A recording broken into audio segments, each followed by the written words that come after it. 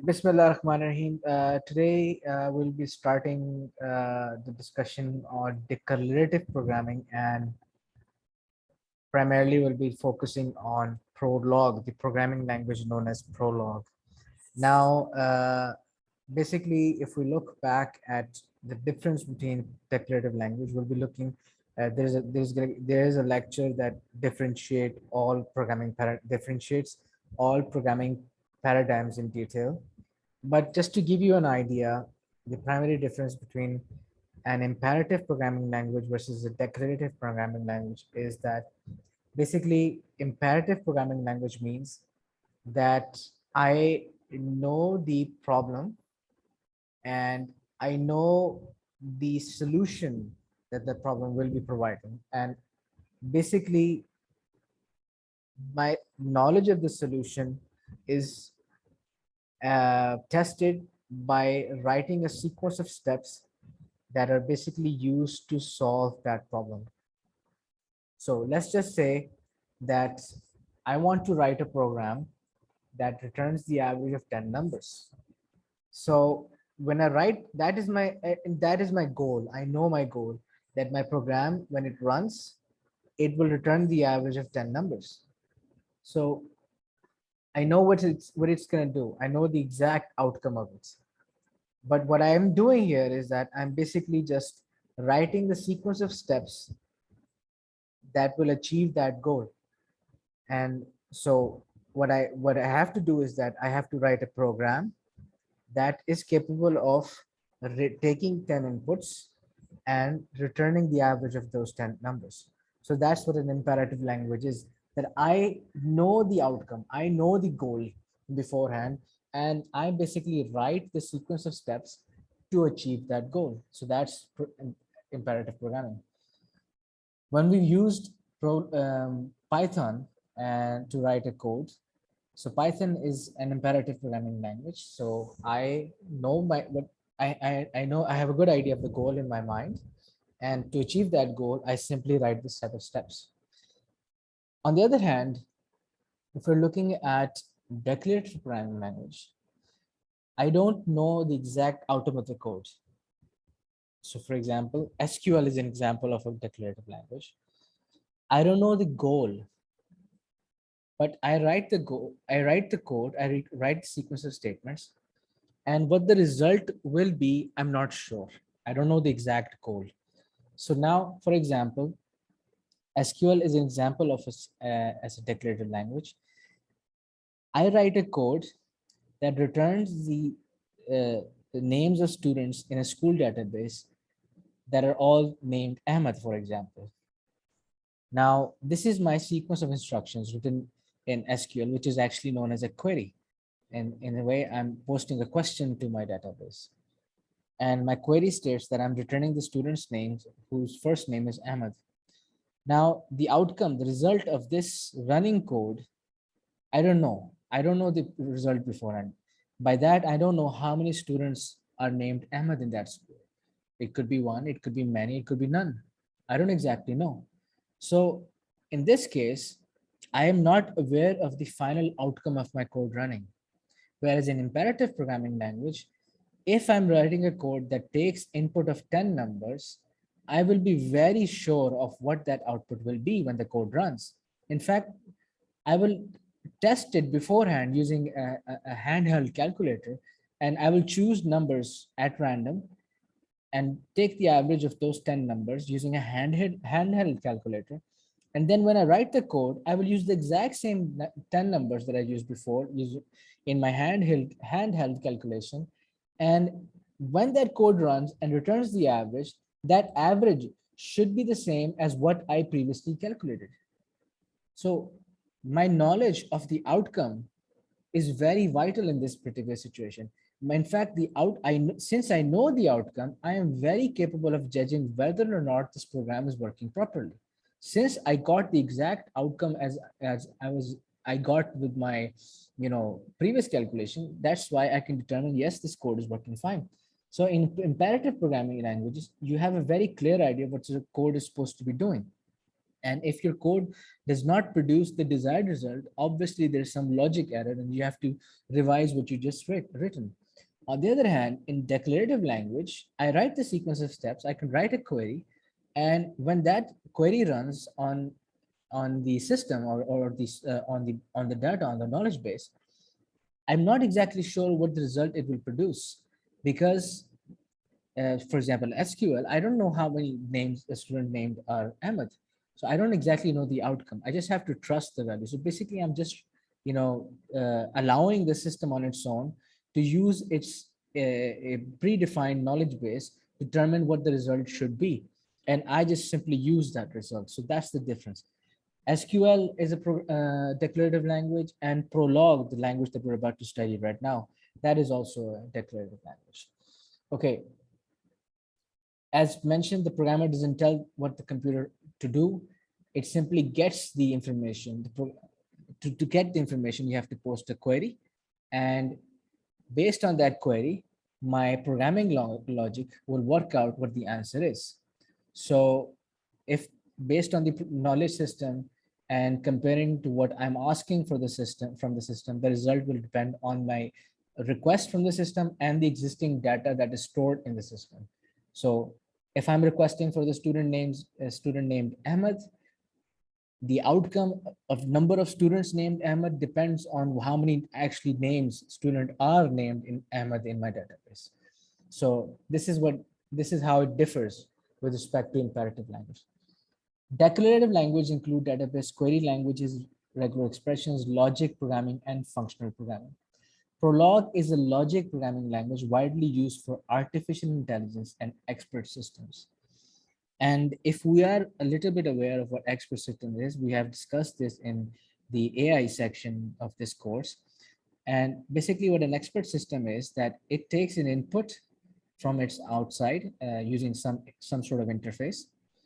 And based on what it just took as an input, it compares the input to its existing knowledge base. And basically the inference engine is working out the input compared to the knowledge base and presents the result back on the interface. So this is what now comparing results to the existing knowledge base, the inference engine is basically relying on some sort of working that resembles the working of Prolog. So that's why Prolog is a very good language that can be used to implementing artificial intelligence.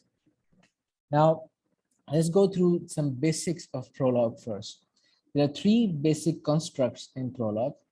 We're looking at facts and rules. When I have multiple facts, they can be combined to form a rule. And when I have multiple rules and facts combined together, they form what is known as my knowledge base. And to extract information from my knowledge base, I can make use of different queries. This is what I'm writing. This is my code. So I run a query, and based on the existing facts and rules in my knowledge base, the query will present a result. And I'm not entirely sure what it should present. It will present. I'm not sure, because that's the beauty of programming Prolog or declarative language. The program logic is expressed using clauses, which can be facts and rules. Problems are solved by running a query. Query is my outcome that I want, but what that outcome can be, I don't know beforehand, right? Okay, what is a knowledge base? A collection of clauses is known as a knowledge base. Writing a Prolog program means writing knowledge base as a collection of clauses. For example, clause can be in the form of this. There's a head, is defined by the body, and a clause ends by adding a full stop at the end. So we'll be looking into some examples, and it's going to make sense. Okay, now there will be a lot of reference to the term itself, the word term. Now in Prolog, what is a term? A term can be any one of these, but basically your basic construct or basic data item in Prolog is referred to as a term. Now a term can be an atom. An atom is just basically a general purpose name, an identifier, not an identifier, but some value that I have given some particular meaning, not that is specified just for that problem alone. It can also be a number. We'll be looking at examples later on, so it's going to make more sense. A term can also be a number, and that number could be a whole number as well as a floating point number. It can also be some sort of identifier or a variable name. How do I know a term is a variable name? Because all variable names can either start with a capital letter or they can start with an underscore. If that's the case, then it's a variable. And it could be a compound term in which we have a predicate consisting of atoms, a number of arguments in its parentheses. Now let's look at this example over here. An argument themselves can be compound terms. A predicate has an arity. Arity, another name of arity can be parameter, just like we used in subroutines. So if a predicate has an arity, is passed, the arity is passed just like it would have been passed for a as a parameter. And most importantly, Prolog is a case-sensitive language. So we're just going through the basic of what this language is. Okay, now example are predicates. Now, if I'm not wrong, predicate is basically considering a noun and some quality explaining that noun. So for example, Johnny is boring is a predicate, and the dog is brown. The dog is the noun here, and the brown is quality. Brown is defining a quality. And similarly, pizza, Timmy likes pizza. So we got a noun and some quality defining that noun. So these are all examples of predicates. Now, these predicates written in plain English, when written in the terminologies of Prolog, and especially in the terminology of facts, they become like this. So the quality that I'm talking about, that becomes my term. In fact, yes, that becomes my term, my compound term, and it requires an arity here. So the quality that's defined, that's becoming my term right here. So boring is a term. Now who's boring? Whoever is boring here will be mentioned in this arity section, this parameter section.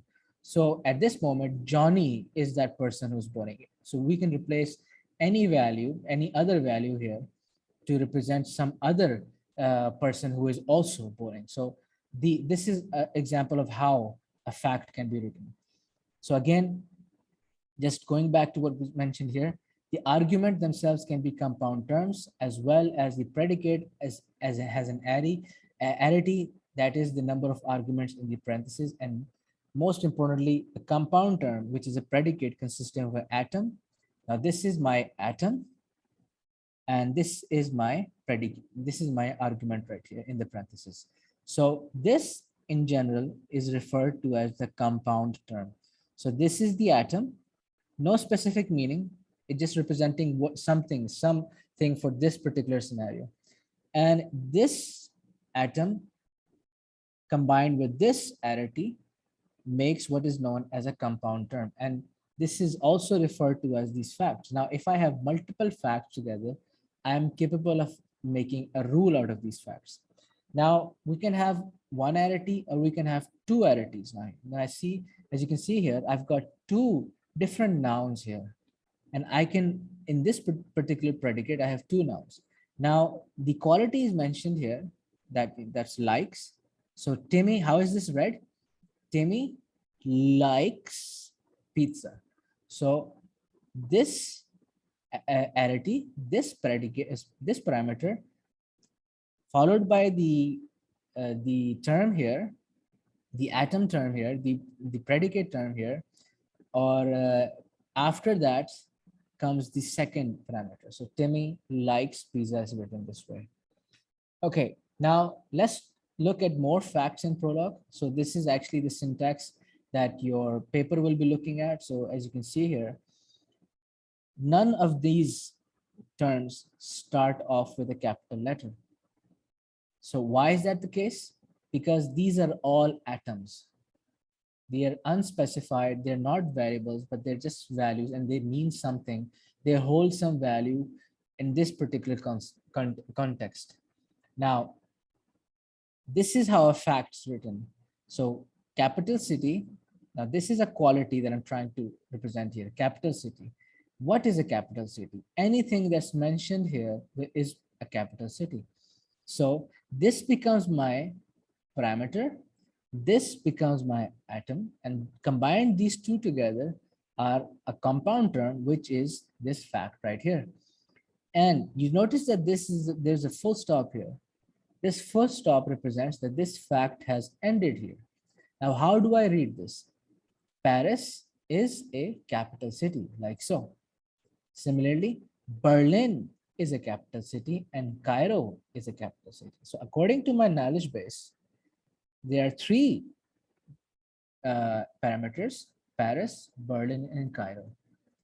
And all three of these are capital cities. Of course, there are other capital cities as well, but according to my AI system, for example, right here, all my AI system knows right now, and all of the facts that are mentioned in its knowledge base at this moment are only these three terms. That's it.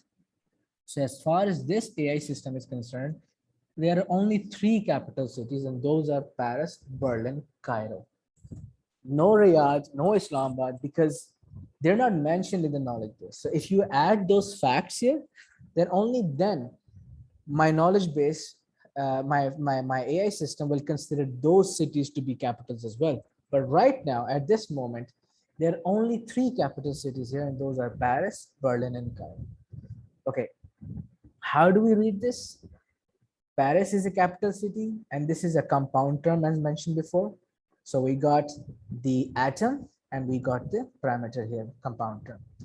So capital city and Paris are both atoms. Capital city is the predicate, is the quality, and the Paris is the parameter, or another terms, the argument. So the quality that we're talking about is capital city, and the nouns that we'll be referring to in general terms, if you talk about English grammar. So usually if I want to convert a sentence, a predicate sentence that describes something about a noun, then I will be treating the noun as the parameter, and the quality that I'm talking about, that will be mentioned here as the predicate. Okay, capital city has one arity, and if I want to display this, I can say capital city has /1. That means that it only takes one argument, but we haven't seen an example of this representation in the past papers. It's just for your information. But again, combine these two terms together. This is what is known as a compound term, as mentioned here, compound term. And both the capital city and Paris are individual units. They're not, specified to either integers or, real or, a variable. They're just words written in your knowledge base. And these are two atoms. As mentioned, think about the word atom. If you split any matter into its smallest particle, that is your atom. So basically, if I were to be treating this statement as two smaller parts, then each part will be considered as an atom. Now, what that atom is, this atom is a predicate, and this atom is a parameter. There could be more atoms if there are, say, no two parameters here, then it would have three atoms, so on and so forth. But strictly speaking, atom means, like we studied in paper 3, system software, when a translation software is looking at a statement, it divides each statement into what is known as tokens. Now, that token term can be represented as an atom in Prolog. So each individual components of a statement can be considered as separate atoms. Now, what those atoms are, that comes later. But first of all, the individual parts of a fact or a rule or whatever it is, one sentence written in your knowledge base, the individual part, one unit, one small part is considered the atom. Okay. Now this is a web-based tool known as Swish that is capable of that allows you the environment to write facts in Prolog, and when these facts are run, you can run different queries in this window, and based on this query and this fact, the result represented. This tool is known as Swish. We'll look at this tool in a bit, and this is a web-based tool. You can access this from your web browser at any moment, and it allows very easy writing of Prolog code here. So anyway, as mentioned before, my knowledge base is mentioned here. So I just mentioned 3 facts. Now the cities have changed here, but These, as you can see here, there are three facts written in my knowledge base. Capital city, Paris is a capital city, full stop. Now this fact is finished here. Islamabad is a capital city, full stop, fact is finished here. And Cairo is a capital city, full stop, this fact is finished here. Now imagine that this knowledge base was created for an expert system, and I, as a user of this expert system, is not aware of these facts. And usually for expert system users, they are not aware of the facts that underlying knowledge bases have. So let's just say I just post a query, this query, to this expert system. And this query, when compared with its existing facts, it will see that is Paris a capital city according to my knowledge base? Since it has found this fact in its knowledge base, you see it returns true. Yes, according to my knowledge base, Paris is a capital city because it's mentioned here. Now, if I did not have this fact here, this query would have returned false. As you can see here, I'm running this code again. This time in my parameter, I mentioned Karachi. Now, Karachi is a capital city. Now, according to my knowledge base, there is no capital city with the parameter Karachi in it. So that's why after going through all of the Prolog statements, all of the facts there, my Prolog is returning, my expert system is returning the false flag, as it did not find any fact that satisfied this claim. So it's saying, no, you're wrong. There's no capital city by the name of Karachi. So a very simple example of how I can post a query to this expert system and wait for the result. Now, again, I repeat, imagine that I am not seeing this code and this code is not visible to any user at all. So this is just part of the knowledge base of this expert system. I am just accessing this expert system through this window, and this is my interface, if you must say. This is my interface that I use for accessing this expert system. With no knowledge of my existing facts, I simply innocently post this query to my expert system. My Prolog will search its knowledge base, and after searching it, it simply get back to me again on the same window and tell me, no, false. No, that's not true. That's not happening. What you just asked is not true. It's false. Now, did I know that it was going to be false? Imagine that I did have no access and I do not exactly know. I have no knowledge whether Karachi in reality is a capital city or not. Maybe it is, maybe it isn't. I probably belong to a country that has never even heard of Pakistan ever before. And I'm just wondering if this city, Karachi, is actually a capital city or not. So I have no knowledge of whether Karachi is really a capital city or not. And I very innocently post this query to this expert system. So this is the essence of a declarative language. I don't know what it's going to say. It could say true, it could say false. I don't know yet. I don't know the outcome of this query. I don't know what the result is going to be presenting.